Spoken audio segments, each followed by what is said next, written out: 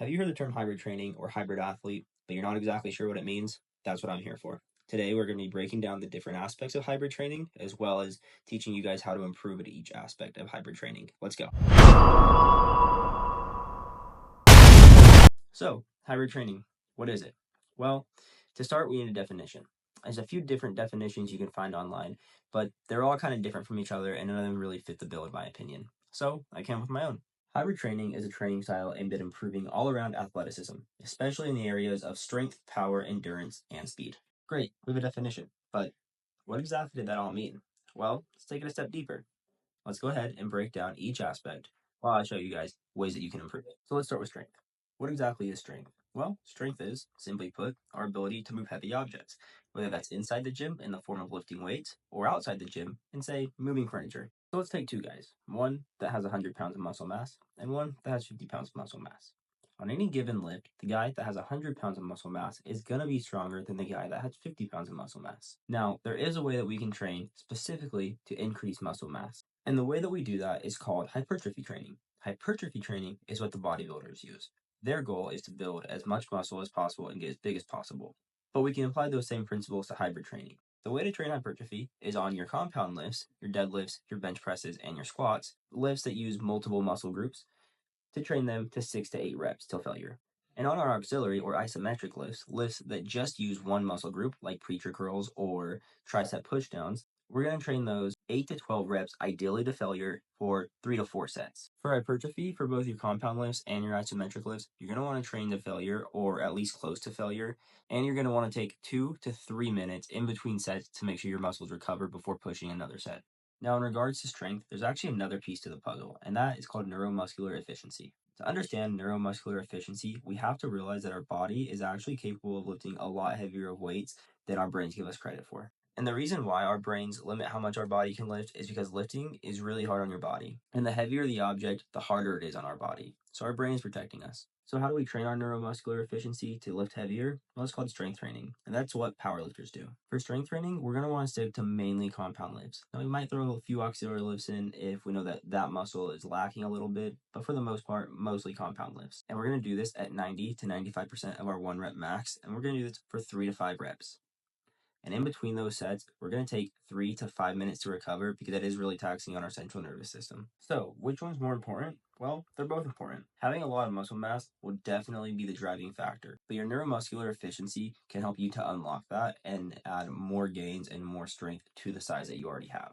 Neuromuscular efficiency is like if you gather all your friends together to help you build a deck, but you didn't bring the material. Hypertrophy training is giving you the material to lift heavy. If strength is the ability to move objects, power is your ability to move objects quickly. Some examples of power would be jumping, sprinting, or really any quick, explosive movement. So, how can we improve our power? Just like how practicing anything makes you better at it, power is no different. One of the things we can do is we can use Olympic lifts like clean and jerks or power cleans to train our explosive movements. Another great way is through sprinting. Adding some sprints to your running routine will definitely help your power. You also have the classic forms.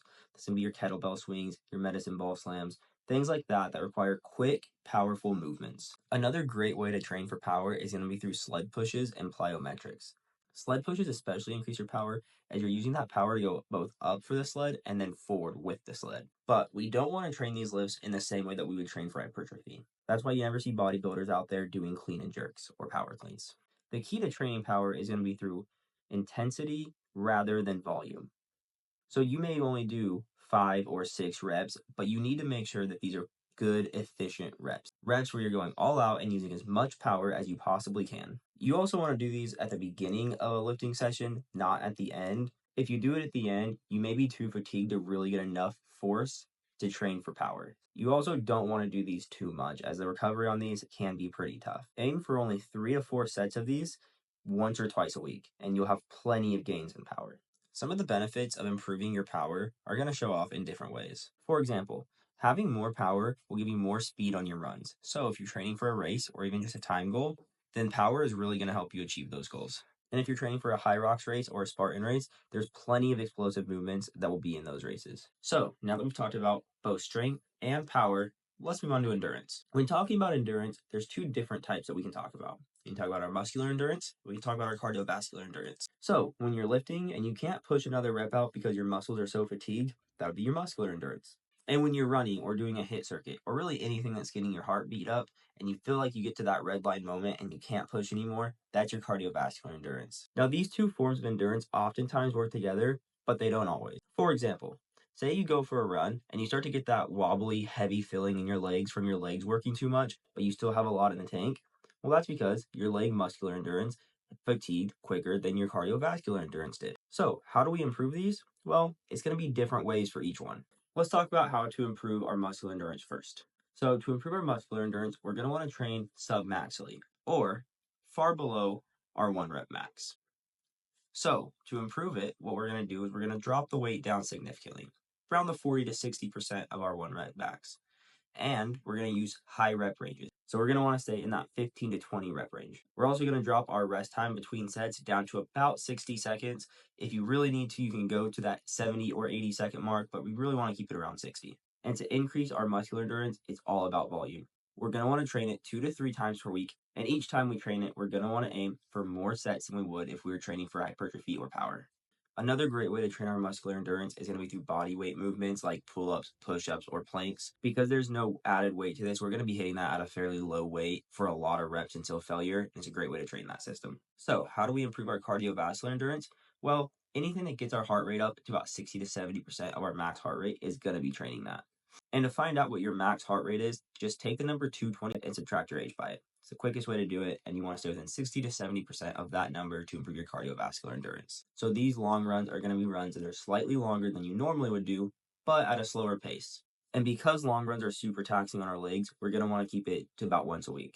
Now, if you're not into running, totally get it. So what other ways do we have? Well, we can swim laps, we can cycle, we can do a stationary bike, we could use the Stairmaster at the gym. There's 1,000 other ways that we can get our heart rate up. Now, there is something I haven't mentioned that is fairly good at building both muscular endurance and cardiovascular endurance, and that's going to be your HIIT circuits. So, what is HIIT? Well, HIIT stands for high intensity interval training. And what that means is we're going to be working for anywhere from 30 seconds to 2 minutes and then taking an equal, if not slightly longer, time to rest. So, a good example would be to take 4 exercises, say a kettlebell swing, medicine ball slams, push ups, and Russian twists. So we're going to take each one and do those for 20 seconds back to back to back to back for a grand total of 80 seconds.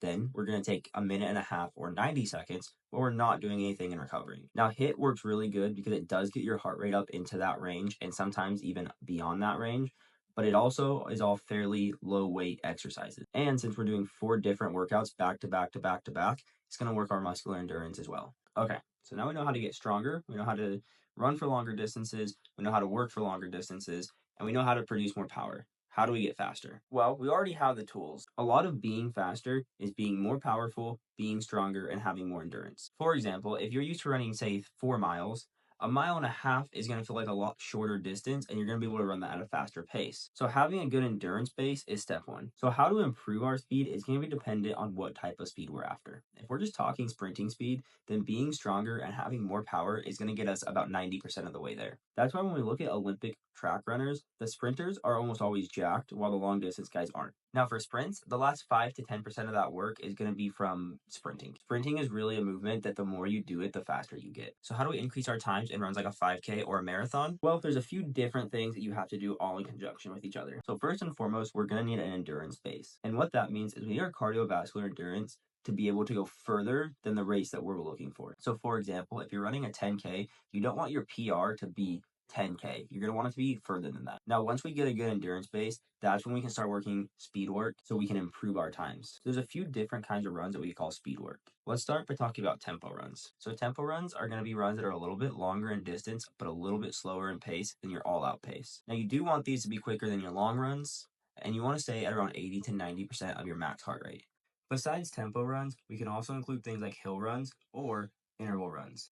And with interval training, what you want to do is you want to do, say, 400-meter runs, and you want to make these a little bit quicker than your all-out mile time. And then you want to do the next 400 meters at a slow pace to recover, and then repeat that, say, 4 to 8 times. Getting an endurance base, working tempo runs, and then throwing in some interval runs will definitely improve your times pretty significantly. So now that you know how to train and improve your strength, your power, your endurance, and your speed, you can take everything we've learned and put it into your own program. And if you're still not quite sure how to build a program, well, keep an eye out because I'll have a video coming out on that as well. If you're someone who's new to hybrid training and you want to learn more, or maybe you just want to learn more about hybrid training in general, or if you want to watch me on my journey to become the best hybrid athlete I can, then subscribe. And make sure to like this video and go ahead and comment what your favorite part about hybrid training is. Let's go build something great.